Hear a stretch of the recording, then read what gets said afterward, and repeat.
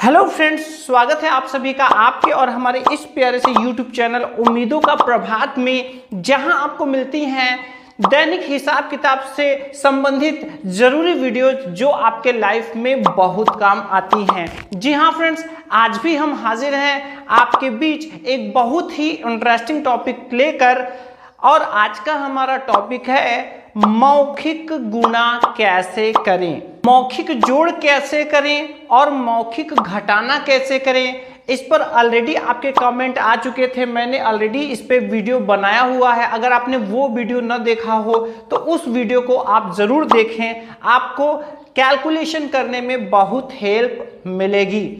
तो चलिए फटाफट वीडियो को स्टार्ट करते हैं। तो देखिए फ्रेंड्स, मौखिक गुणा कैसे करें, आइए इस टॉपिक को हम लोग समझते हैं और इसको मौखिक रूप से ही समझेंगे, दिमाग में कैलकुलेशन करते हुए।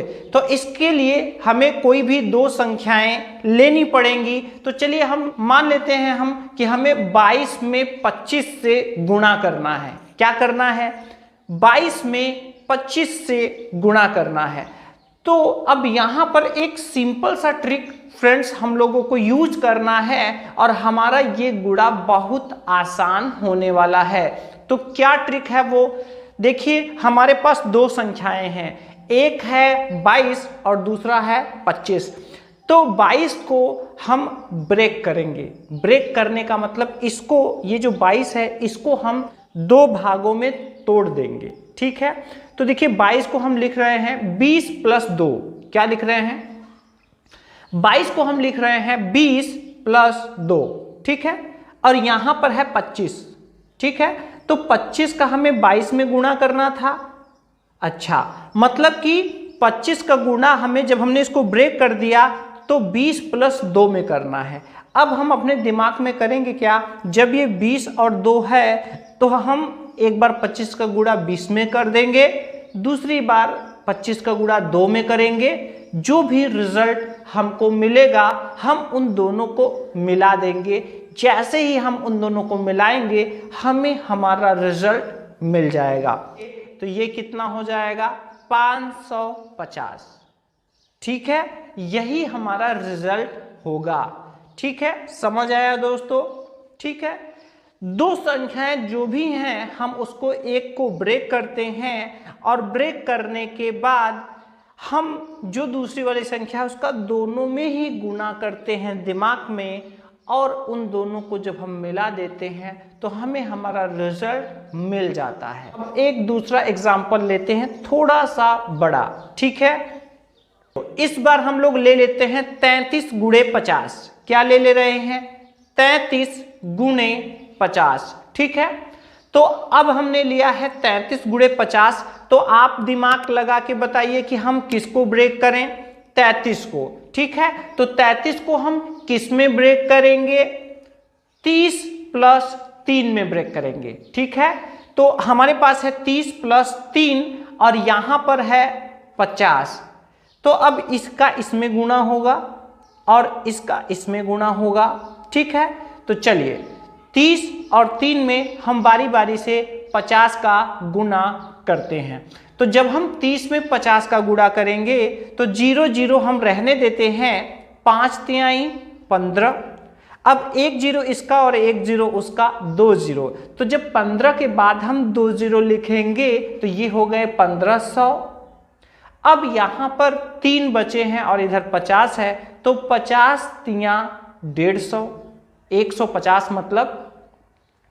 तो अब यहां पर 1500 है, यहां पर 150 है, अगर हम दोनों को मिला देंगे तो 15 1 1650 रुपए।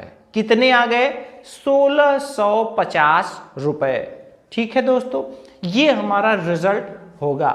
चलिए अब तीसरा हम लोग एग्जाम्पल एक ले लेते हैं। ठीक है, तो तीसरा एग्जाम्पल थोड़ा और बड़ा ले रहे हैं। ये मैं आपको समझाने के लिए मैंने सिंपल लिया हुआ है, लेकिन अगर आप थोड़ा सा दिमाग में मानसिक थोड़ा कसरत करते हैं, अगर आप मानसिक रूप से प्रैक्टिस करते हैं तो ये लास्ट का एग्जाम्पल, और वो एग्जाम्पल है 45 गुणे 62। जी हाँ, हमारे पास दो संख्याएं हैं 45 गुणे 62।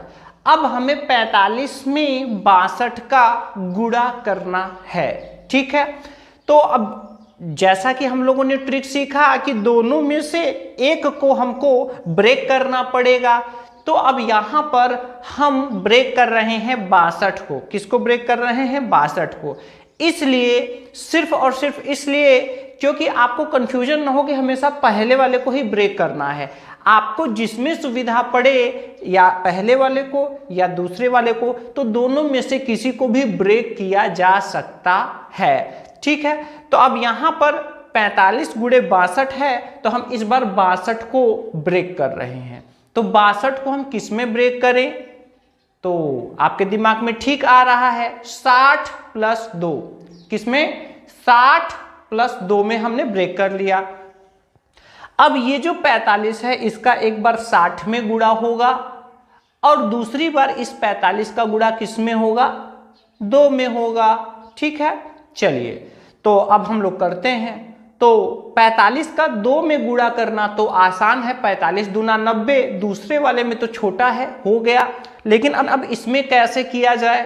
तो का 6 बार हमको करना है। ठीक है, 45 का कितनी बार करना है? 6 बार करना है, तो हो जाएगा 2700। ठीक है, तो इस तरह से हम लोगों ने 45 का 6 गुना जब किया तो हमें मिला 2700।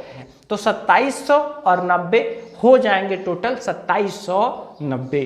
तो इस तरह से हम आसानी से अपना गुना का हिसाब बैठा सकते हैं, मौखिक रूप से कर सकते हैं, या फिर मार्केट में अगर कहीं गए हुए हैं तो वहाँ पर सोचकर थोड़ा सा माइंड पे जोर डालकर हम आसानी से कर सकते हैं। तो उम्मीद है फ्रेंड्स समझ आया होगा। अगर आपको कोई कंफ्यूजन हो तो आप कमेंट कीजिए।